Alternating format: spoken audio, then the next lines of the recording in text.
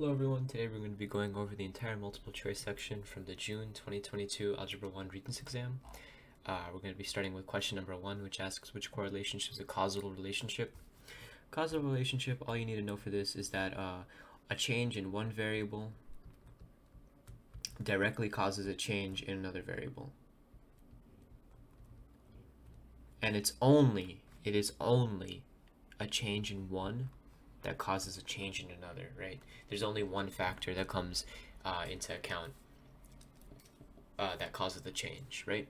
So let's look at choice number 1. It says the more minutes an athlete is playing on the field, the more goals he scores. The question that I ask myself is this the only factor? Is time on the field the only factor that contributes to your score? Well, I'm thinking about it now and I'm going to say no, it isn't, because skill is also involved. If you put a professional basketball player on the court against a team, he's going to score more points than I am because he's a professional basketball player. It doesn't really matter about the time. What it matters is how good the player is, right? So this wouldn't be a causal relationship because there's more than one factor that's causing a change in the other variable, which is goals, right? I'm going to skip number 2 for now. It's go with number 3. It says the longer a shopper stays at the mall, the more purchases she makes. Think about this also. Is time the only limiting factor when you shop? No, right? It's the amount of money that you have. It's the amount of things that you're willing to carry with you after you finish shopping. That's not a causal relationship because there's more than one factor, right? She can't buy anything if she goes into a mall with $0, right? So it's not just time; it's money that she has. Number 4 says as the price of a gift increases, the size of the gift box increases. Are there other factors that affect the price of a gift or the size of a gift? Well, let's think about materials. The thing that the gift is made out of definitely changes the price of the gift, and also the size of the gift.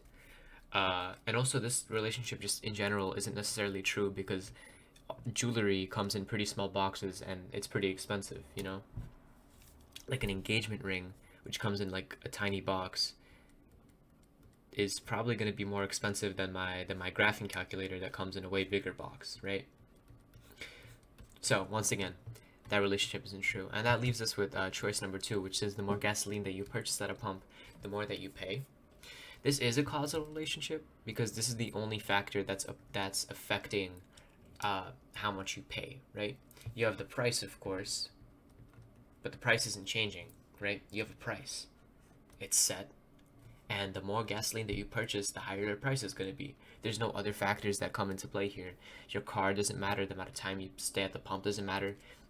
The more gas that you purchase, the more you have to pay because there's only one factor that's affecting that, and that's the amount that you buy and the price. That's it. So that leaves us with number 2 as our choice.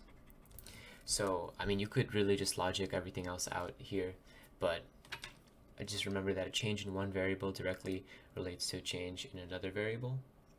That's that. So moving on to number 2, it says given f of x is equal to 3x minus 5, which statement is true?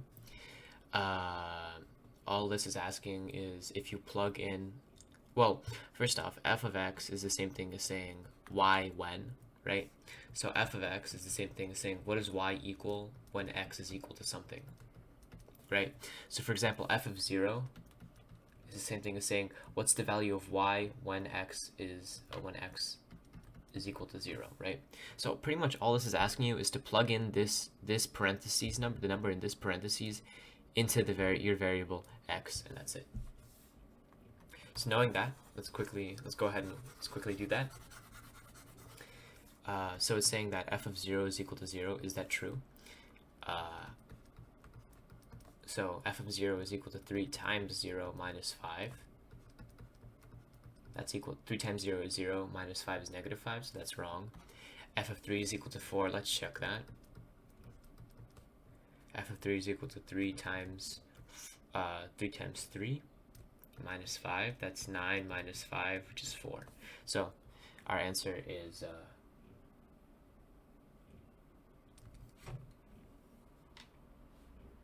number 2, yeah. So number 3 says at Benny's Cafe, a mixed green salad costs $5.75. Additional toppings can be added for 75 cents each. Which function could be used to determine the cost C of S in dollars of a salad with S additional toppings? Okay, so we know that our variable in this equation is going to be S, and S is our additional toppings, right? And it says that the price for each additional topping is 0.75 cents each. So we know that in our formula, we're going to have 0.75 multiplied by S. This is the price of toppings, and this is the amount of toppings. So knowing that, let's look at our choices. Number 1 says 5.75 S. This is wrong because the S should be assigned to 0.75, right? 5.75 is the price of one mixed green salad, right? So this is saying that for for each topping you're paying the price of the entire salad. That's wrong. Number 2 says 0.75 S, right? You're paying 75 cents per each topping that you have. That's correct. And then you're adding 5.75, which is the cost of the total cost of the salad. This is perfectly good. That's the right answer. If you look at number 4, if we look at number 3, once again, the 5S, that's wrong because that's not the price of the mixed green. That's not the price of one topping. And 4 is wrong because you're adding $5. But the price of a regular salad should be $5.75. Moving on to number 4, it asks us which expression is equivalent to x squared plus 5x minus 6. It's pretty much asking you to factor this out, which isn't that hard if you remember foiling. So, quick review of what that is. You're looking for a number that multiplies to -6 but adds to 5. And that's pretty much how you factor it out. So I'll show you right now. So we have x squared plus 5x minus 6. So we're looking for two numbers that multiply to -6. Let's think of what those two numbers can be. They will have to multiply to -6, right? And they also have to add to 5. Well, I'm thinking of -1 times 5, right? Because -1 times 6, -1 times 6. Because -1 times 6 is -6, but if you add -1 plus 6, it's 5, right? So those are going to be our two numbers. Next, what we're going to do is we're going to rewrite our equation with those numbers in mind. So we're going to have x squared. I'm going to write -1x plus 6x minus 6, right? And if you were to combine like terms, -1x plus 6x is 5x. So it's pretty much the same equation, just rewritten with an extra term, right? And now all we have to do is just factor out our x's. So here we have x. X goes into x squared x times, right? We take out the x from -1, x, we get -1, so that's x minus 1, plus. Here we just factor out the 6 because they both share the 6 term, and we're left with 6x minus 1. So here we have x minus 1, here we have x minus 1, so we can combine these two into 1, right? And we just combine whatever's left on the outside. So x is left on the outside, so we write it in our new parentheses, and then 6 is left on the positive 6 is left on the outside, so we just add 6. Boom, we just factored out using FOIL, and this is choice number 4, right? So remember FOIL. Number 5 says Peter has $100 to spend on drinks for his party. Bottles of lemonade cost $2 each. Juice boxes cost $5 each. If X is the number of bottles of lemonade and Y is the number of juice boxes, which inequality models this situation, right? So let's focus on what it's equal to first, right? He has $100 to spend on drinks for his party. What that means is that whatever your lemonade and whatever your juice is, it has to be less than or equal to 100, right? Because this is the price of, this is the total price of your getting, right? So like if you had like five bottles of lemonade and 3 bottles of juices, let's say that's $83, right? You can buy as much as you want here, so long as you don't go over $100, because you have $100 to spend, you know? So if you want to tell him how much money or how many bottles of juices you have to put it all in less than or equal to 100. So obviously we're gonna eliminate choice number 2, and we're gonna eliminate choice number 4, because this isn't limiting it to $100. This is saying that he has to purchase $100 or more. This is saying he has a maximum of $100 to spend, right? And here it's saying he has a maximum of $100 to spend. Moving on, the second part of this really is simple. It's just matching the variables. So it's saying that bottle of lemonade is Y, and it's saying that the price of lemonade costs $2 each, so 2Y. Which one has 2Y? It's choice number 1, right? Because it matches 50 cents with X, which is our which is our price for juices, and it matches $2 for our price of a bottle of lemonade. Moving on to number 6, it says which domain is most appropriate for a function that represents the number of items f of x placed into a laundry basket each day for the month of January. So let's think about it. Let's think about this. So it's asking items placed in a laundry basket. So I'm assuming that's clothes, right? So straight off the bat, I'm gonna go with whole numbers, right? And I'll show you why later. Irrational numbers, that's like radical 2, pi, right? How can you have radical 2 amount of shirts, right? How can you have 3.1415 whatever shirts? That simply doesn't make sense, right? Because it's repeating forever, and it's random. Like I'm wearing one shirt right now. I'm not wearing 3.5 shirts. You can't put 3.5 shirts in a laundry basket, right? Because you can only have a whole number of shirts, right? You can't have half a shirt. Rational numbers, we can also cross that out, because rational numbers can be repeating numbers. So let's say 1/3. 1/3 is a rational number. It can be expressed as a fraction. 1/3 is equal to 0.33333 repeating. How can you have a third of a shirt? How can you have 0.33 of a shirt, right? That's not a shirt, that's a scrap at that point, you know? And integers, we're going to cross that out, because that includes, once again, that includes both. I'm pretty sure it includes both negative numbers. You can have -1 of a shirt, and that's all, right? Whole numbers, 1, 2, 3, 4, 5, those are all adequate numbers of a shirt, so you can only have whole numbers of a shirt. Moving on to number 7, it asks what's the solution if 3b over 2 plus 5 is greater than, is less than 17. Let's just solve for it. We have 3b over 2 plus 5 is less than 17. What we can do is we can subtract 5 from both sides.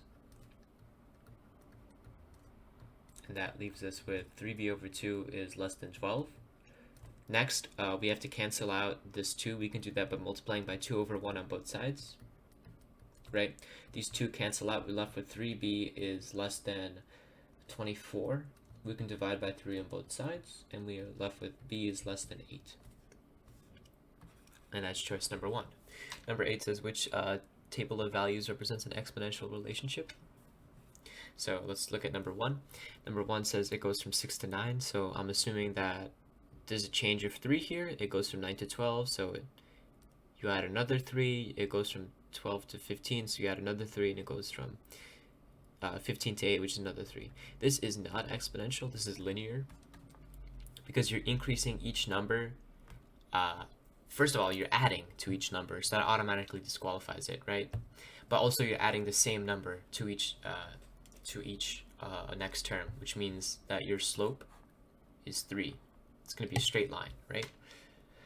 Usually what an exponential function looks like is this. It curves upwards all of a sudden. And if you have like a table of an exponential function, you're usually going to start with a small number, and let's just say you start with 3, right? Next 9, 27, 81, 343. Like it increases in value very quickly, and there's no the amount that you increase it by isn't linear, right? So keeping that in mind, let's look at choice 2. Straight off the bat, we can eliminate this because once again you're adding 5 to each next term. We just said that they're not increasing by the same amount of numbers by the same amount each time. We look at number 3. So from 4 to 16, it's 12. From 12 to 64, and right here I can see that this is an exponential relationship because the amount that it's increasing by is not constant, right? It's changing. And if we look back at what we just said here, right, we're starting with a small number. we're starting with a small number, and in a relatively short amount of time, in only 5 iterations, we're left with something that's over 1,000 times bigger. Right here, remember, small, the y value goes from small to big really quickly. It just went from small to big here, and it's not increasing by a constant number each time, so that has to be exponential. If we look here, here we're same thing as this, but you're just subtracting by the same number each time, so that's not exponential. Number 9 says, which expression is not equivalent to 5 to the power of 2x raised to the power of 3? To know this, you should probably remember your exponent rules. So I'll go, and there's one specific rule that you need to remember for this. It's that anything raised to a power that's raised to a power, you can simplify by multiplying those two powers together, right? So for example, a to the power of b, and that's raised to the power of a, is the same thing as saying a to the power of b times a, right? 2 to the power, let's just say 2 squared to the power squared is the same thing as saying 2 to the power of 2 times 2, or 2 to the power of 4, right? And obviously we can verify this. What's 2 squared? 4. What's 4 squared? 16. What's 2 to the power of 4? 16, right? So knowing that, we could see which one it is equal to, and we could eliminate which one it's not equal to. So obviously 2 to the power of x to the power of 3, that's the same thing as saying 2x times 3, which is the same thing as 5 to the power of 6x. So number 1 we can eliminate because 6 times x is 6x. We can eliminate this one too because 3x times 2 is 6x. We can eliminate this one because 2 times 3x is 6x, and we're left with 3. We're asking what's not equivalent. 5 to the power of 5x is equal to 5 to the power of 5x, not 6x, so that's not equivalent. Moving on to 10, it asks which relationship is a function. The rule for functions is that each x input has a unique y input, or each x, there's only one x value has only one y value. So keeping that in mind, let's look at this. Number 1, we can see that this is not a function because here we have 2 1s. We have an x value of 1, which is equal to y1, and we have an x value of 1, which is equal to 2, right? We just said that your x value can only have one y value in a function, and here it's saying that we have two x values with two different values. That's wrong. Number 10, if we look here, we know that when x is 3, it's equal to 2, and when x is 3, it's also equal to 4. So this is not a function because this x value does not have one unique output.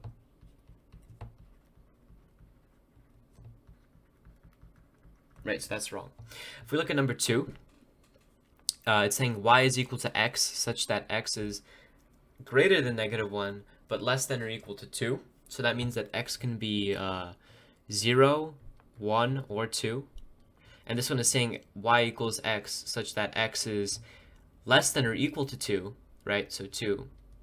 But, sorry, greater than or equal to 2, but less than 4. So x here can be 2, 3, or 4.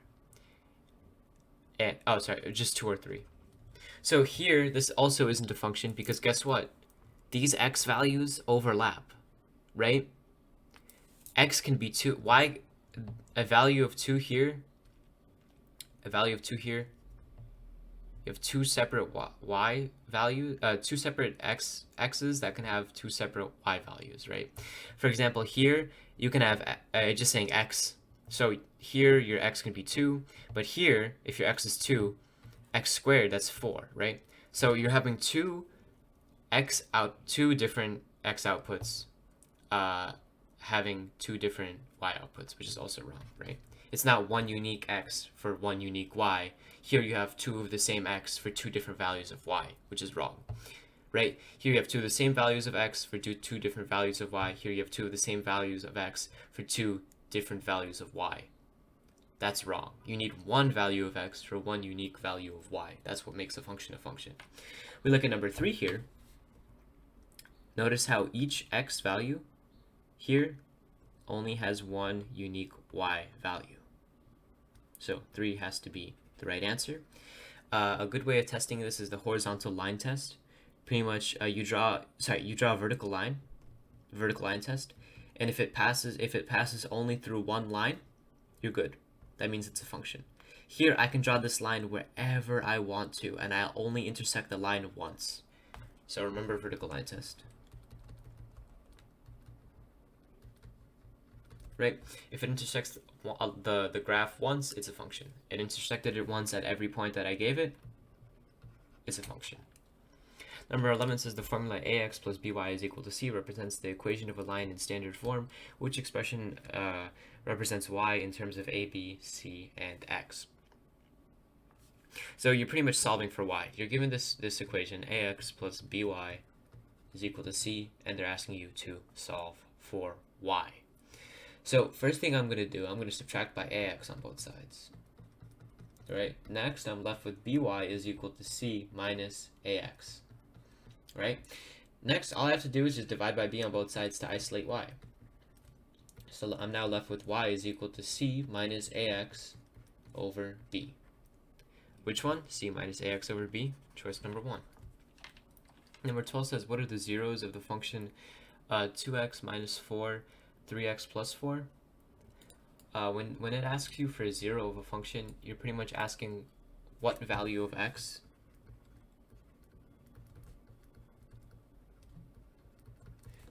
gives you 0 for y. So what value of x can make f of x equal to 0? In other words, 0 is equal to 2x minus 4 times 3x plus 4, right? So you're pretty much solving for whatever value of x is going to give you that. So you can solve this one of two ways. You can just solve this by dividing both sides by 3x over 4. If you divide both sides by 3x over 4, you're left with 0 is equal to 2x minus 4. Add 4 on both sides. 4 is equal to 2x, and you're left with 2 is equal to x. So you know that when x is equal to 2, this whole function is 0, right? But notice here how there's 2 zeros, right? That's because we only solved for when this parenthesis is equal to 0, right? Well, now we need to solve what value of x makes this side of the parentheses equal to 0. So we do the same thing, right? We set 3x plus 4 equals to 0, and then we solve it. So we subtract minus 4 over there. Now we're left with negative 4 is equal to 3x. We divide by 3 on both sides. We get x is equal to negative 4 over 3, which is this number, choice number 1, right? So why are there 2 answers here? Well, just a quick review. You have to solve for the things in the parentheses first, right? And if you know that when x is 2, for this one, when x is 2, it's equal to 0, right? So 2 times 2 minus 4 is 0. So when this parentheses, when you evaluate this parenthesis first, right? And it's 0.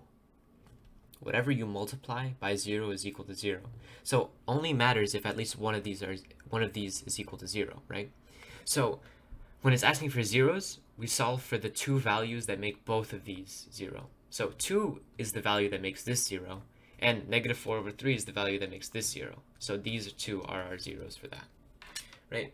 Number 13 says Joe has dimes and nickels in his piggy bank totaling to $1.45. Which is the number of nickels?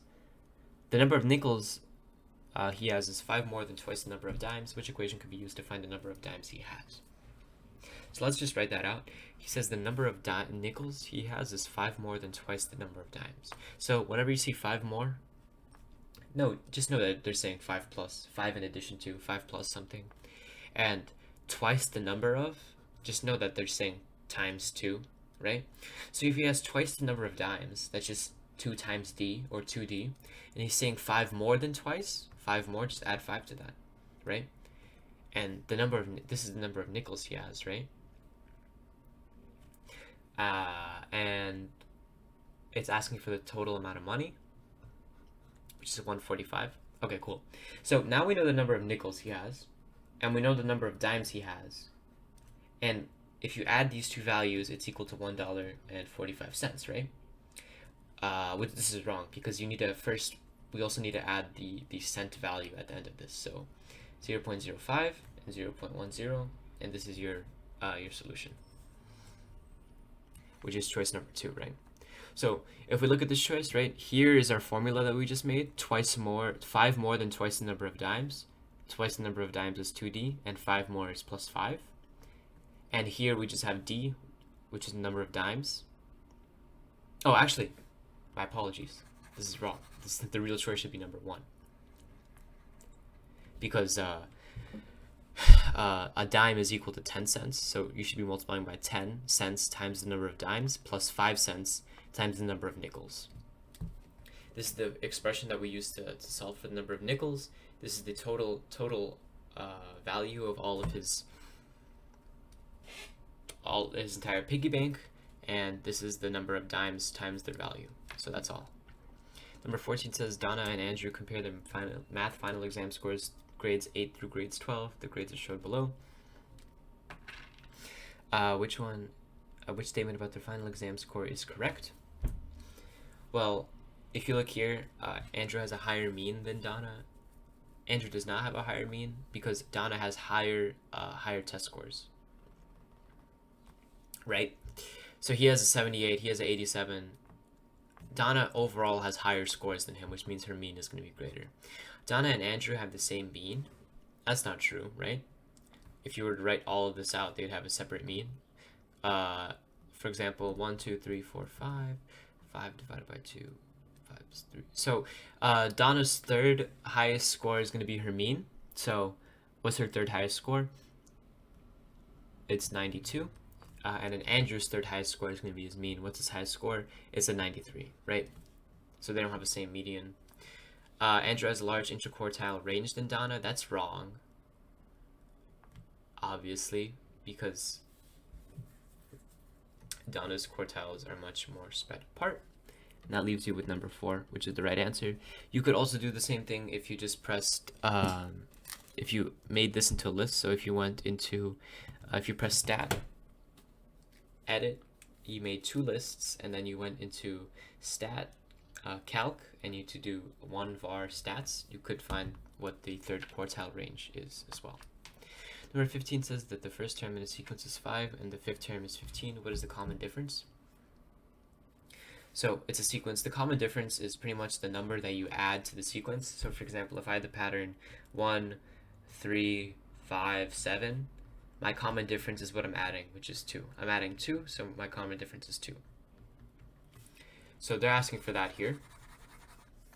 I'm just going to quickly write down the places for the terms. So this is the first term, second term, third term, fourth term, fifth term. And I'm just trying to find what I added over this 1, 2, 3, 4. I want to know what I added over these 4 spaces that give me 17, right? So the first step obviously is to find out the amount of spaces that you're adding. This is a of 1, this is a of 4, this is a of 5. 5 minus 1 is 4, so there's 4 spaces. Also, you could have just counted 1, 2, 3, 4, so there's 4 spaces. And let's see how much they added over these 4 spaces. 17 minus 5 is 12. So between these 4 spaces, there's a difference of 12, right?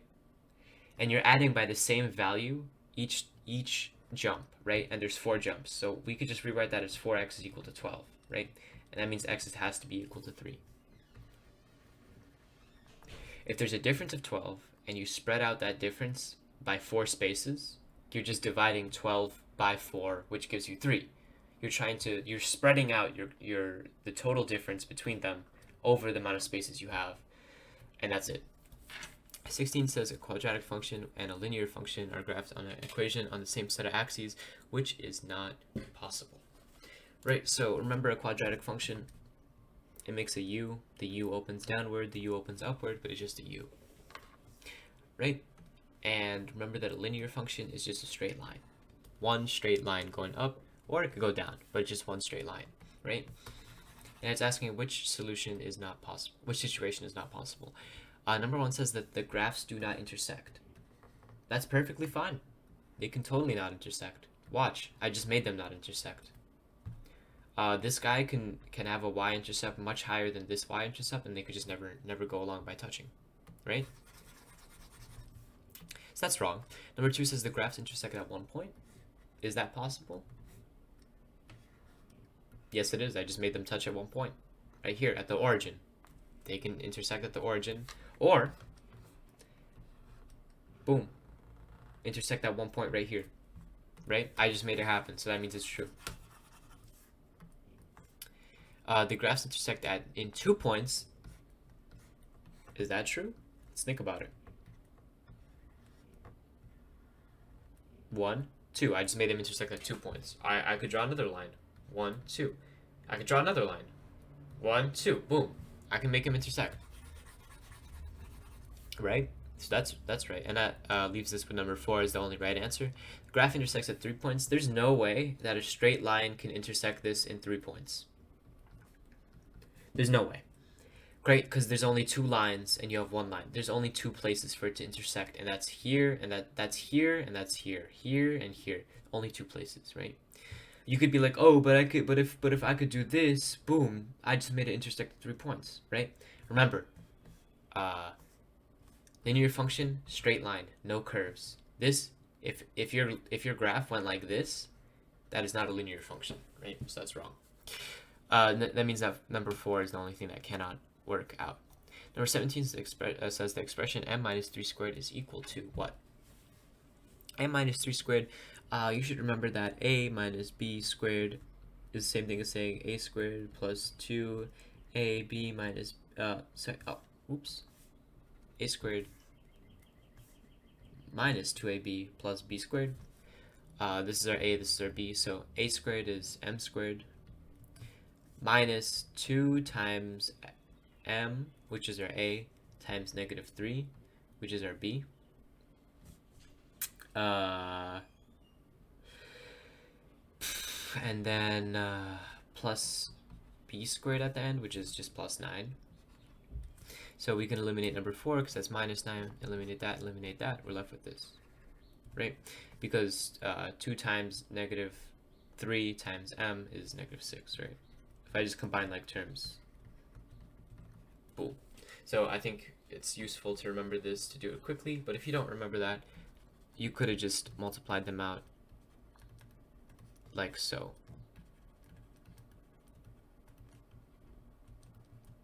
And you would have been left with either way. So number 19 says Ms. Rosato asked her students to explain why 3, negative 4 is a solution to 2y plus 3x equals 1. The 3 student responses are given below. And it's saying which students are correct. Well, obviously you're going to have to verify them, so I'm going to verify if they're correct right now. Andrea said, when the equation is graphed on a calculator, a point can be found within its table. Does that mean that it's a solution? Yes, that does mean it's a solution, right? What a table does, what a table gives you is it gives you a table of an x and a y, right? In other words, it gives you ordered points. A table gives you ordered points. It gives you this and this, just split into columns, right? Just split like that. So if this is on the table, that means that clearly it has to lie on the graph. So Andrea is correct.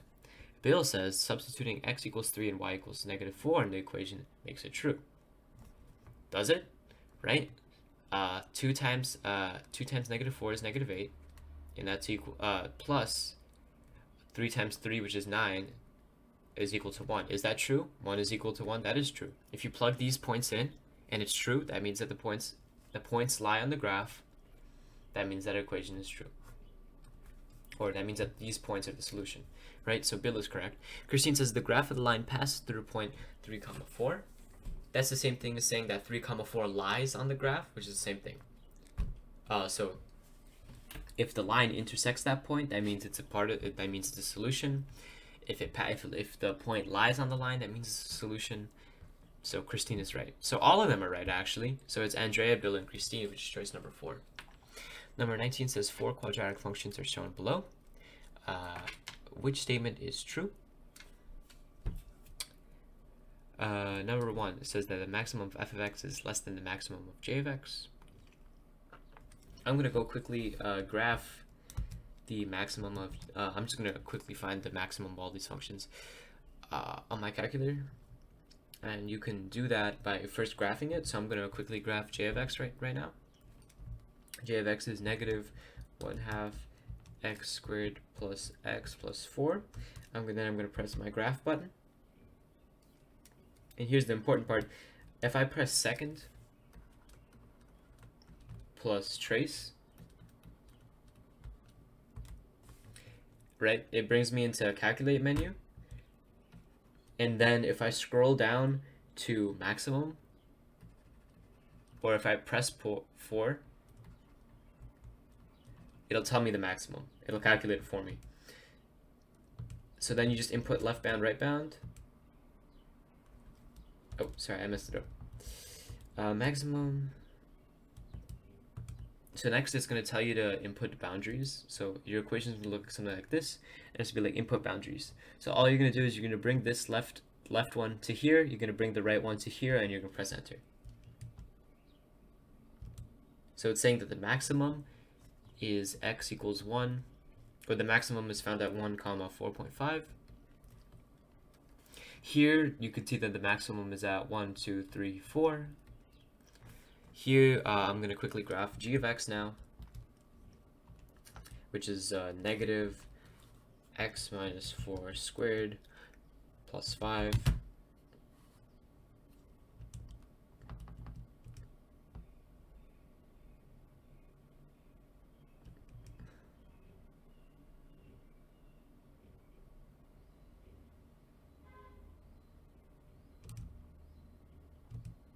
Here it's saying that the maximum is found at 4, 5.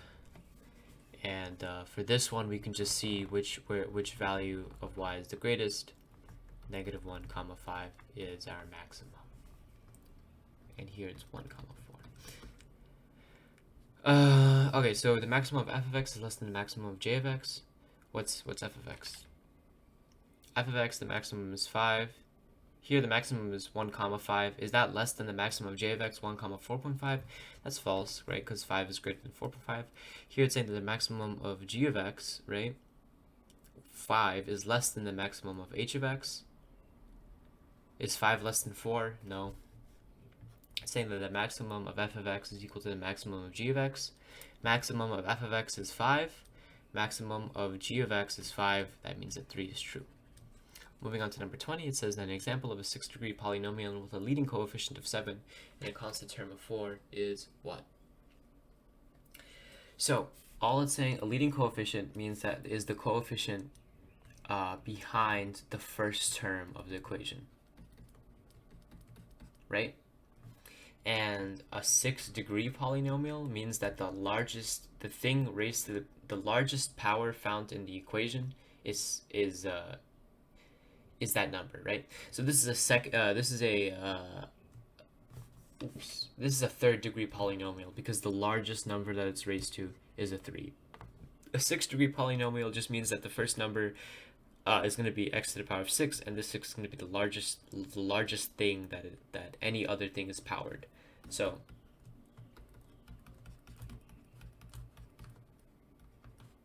right. So this is an equation with a degree of 6, right? Because 6 is the highest thing that it's raised to the power of. So knowing that, obviously the answer is going to be, yeah, it's going to be number. Oh wait, no, guys, I almost made a mistake. So, leading coefficient of 7. Which one of these has 7 in the first term?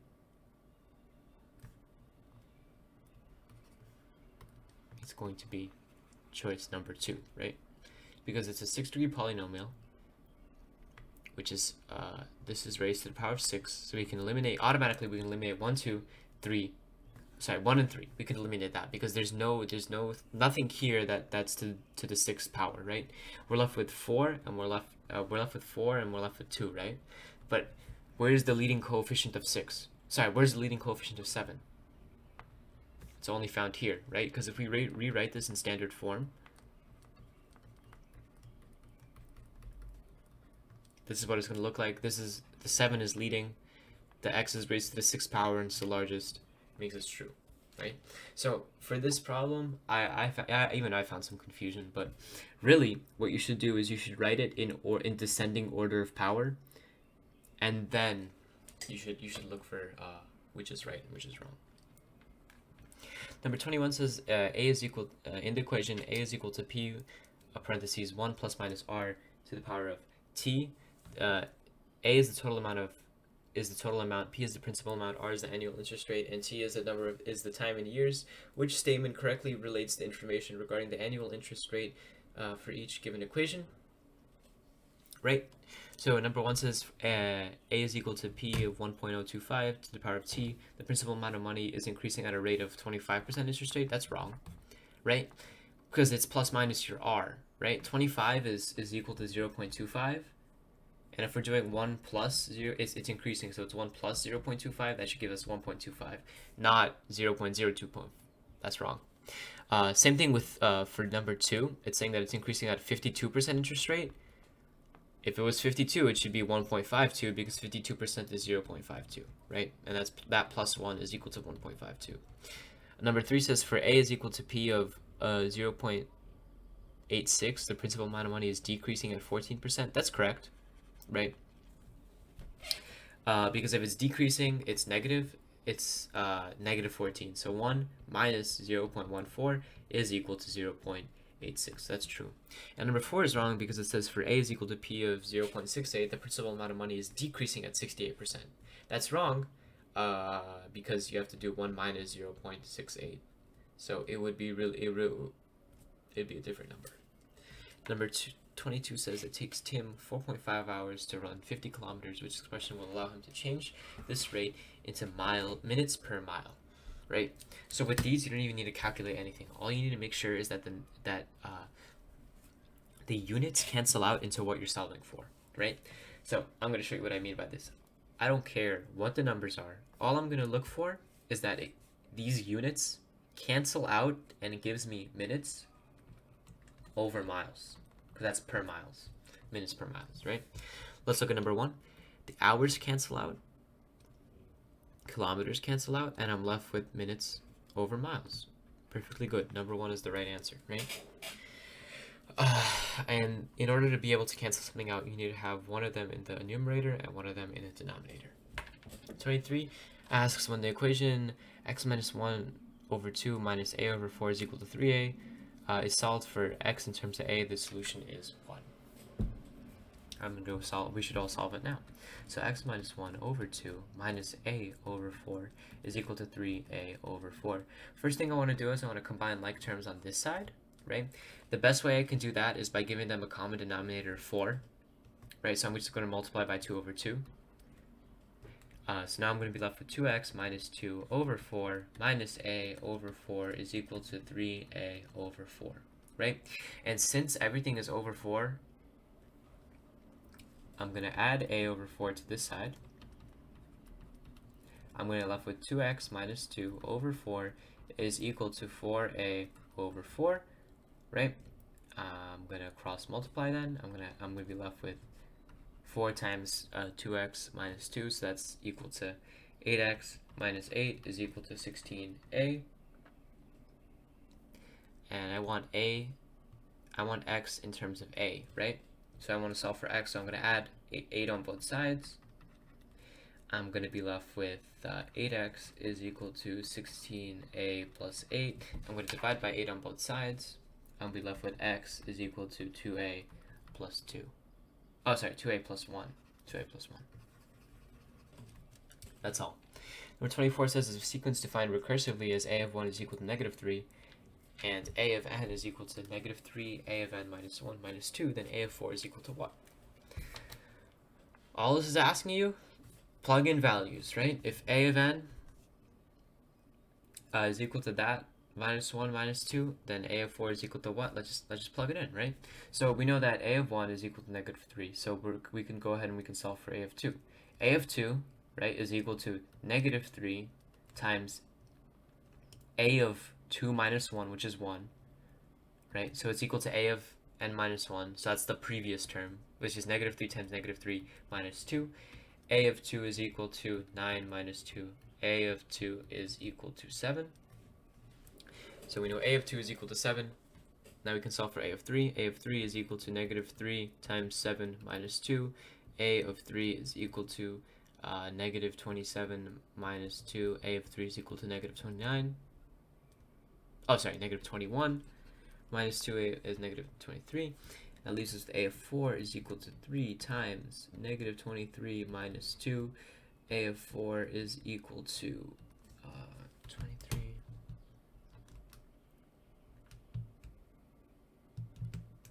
69 minus 2. Negative 69 minus 2.